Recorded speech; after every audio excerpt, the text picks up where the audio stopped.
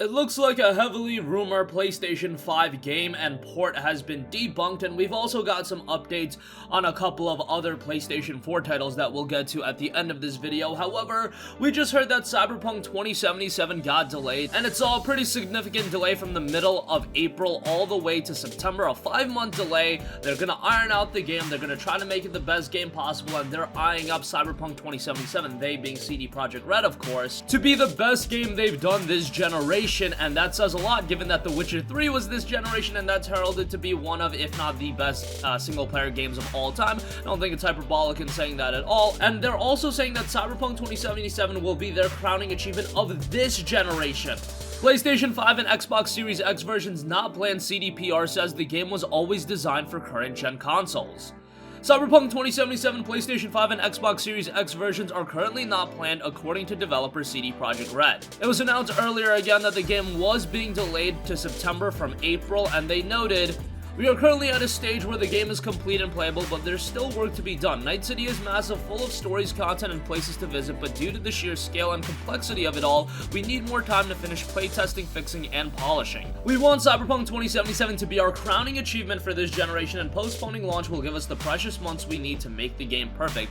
While the game's release is now much closer to the release of both the PlayStation 5 and Xbox Series X, and that's immediately gonna start getting the wheels turning and people thinking, hey, could this be a PlayStation 5 and Xbox Series X title as well? A cross-generational release for Cyberpunk 2077 currently isn't planned, according to CD Projekt Red CFO Peter Nibolovic. Sorry if I butchered that name, but he noted, as of right now, Cyberpunk is heading for PlayStation 4, Xbox One, and the PC. Nothing has changed in regard to those plans. He said that in a teleconference call following the announcement of a new release date, and CEO Adam Kaczynski also added, "We are going with the same plans that we set. Cyberpunk 2077 was always designed for PlayStation 4 and Xbox One. We are thinking about the next generation, but for now, we are focused on the current generation. That plan is still valid." However, do note that back in May of last year, the developer expressed interest in releasing the game as a cross-generational title. Quote, "If there is an opportunity for us to launch Cyberpunk for another generation, we would want to do this probably," and that again came from Adam Kaczynski, CEO of CD Projekt Red. So a lot to dissect here. Now, this could be PR speak coming from CD Projekt Red, given that I really wouldn't want to be promoting the possibility of the game coming to PlayStation 5 and Xbox Series X, especially now where the first release of the game is coming so close to those consoles. Now, if the game was coming, 5, 6, 7 months ahead of time than those consoles like it originally was planned, then maybe you could start saying, okay, we might put this game on the PlayStation 5 and Xbox Series X because people would still want to get the jump and play the game earlier. But now when you're talking about maybe a month or two apart from the release of Cyberpunk 2077 and the next generation consoles, really risk the chance if CD Projekt Red goes out and say, hey, this game is coming to PS5 and Xbox Series X, then people won't buy it as a launch title or whatever the case may be. What I think the best idea is, and who knows if Cyberpunk 2077 will even come to the PS5 and Xbox Series X at any point. Given their current statements, it looks like the game is only coming to PS4 and Xbox One, but if I had the power, I would say, hey, let's release Cyberpunk 2077 on the PlayStation 4 and Xbox One first. We got multiplayer coming out, which we'll talk about in just a second. We probably are going to release 1 or 2 pieces of DLC as well. After all of that is rolled out, maybe in 2021, 2022, that's where you drop a Cyberpunk 2077 Definitive Edition. You bring that out on PlayStation 5 and Xbox Series X, you remove the shackles, and it performs a lot better, it looks a lot better, because do keep in mind, this game is definitely going to be restricted based on the PlayStation 4 and Xbox One's hardware. Even on the Pro and the X, Cyberpunk 2077's premiere experience is going to be on a high-end PC, so why not offer console players the chance to experience the game at a higher state by offering it on PlayStation 5 and Xbox Series X? And guess what? It's going to sell very, very well if you do it the way I just outlined, and there are going to be people that double dip on the game, buy it multiple times, and hey, if you want to see that as a greedy tactic, you don't have to buy the game twice, you can just buy it once. This is really the way to go, especially because the patient gamer that waits for the PlayStation 5 and Xbox Series X version, well, they don't get to play the game right away, but they'll end up getting a definitive product, and they'll only pay once for all the DLC, multiplayer, the base game, whatever. I think that is really the way to go, and I think this idea of people getting mad at definitive editions and remasters is so dumb, because nobody's forcing you to buy the game, nobody's holding a gun to your head and saying, buy Cyberpunk 2077, or I'm pulling the trigger, or anything like that.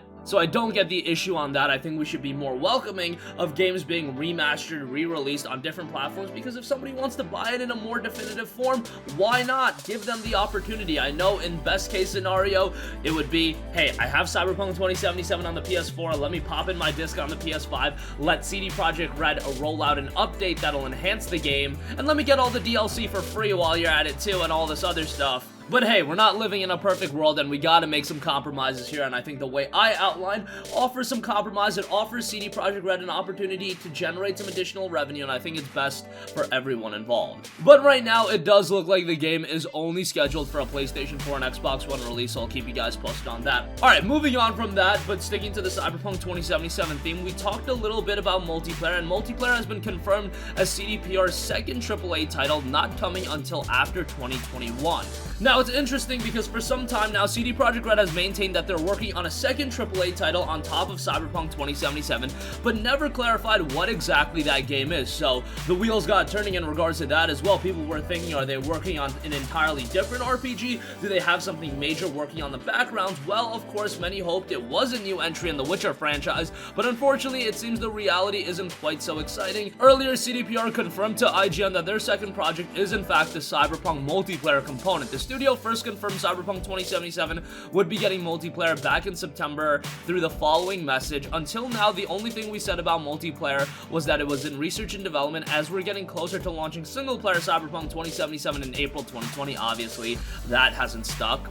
We'd like to confirm that multiplayer is in the works. The plan for now is to deliver Cyberpunk 2077 in April, obviously, now in September.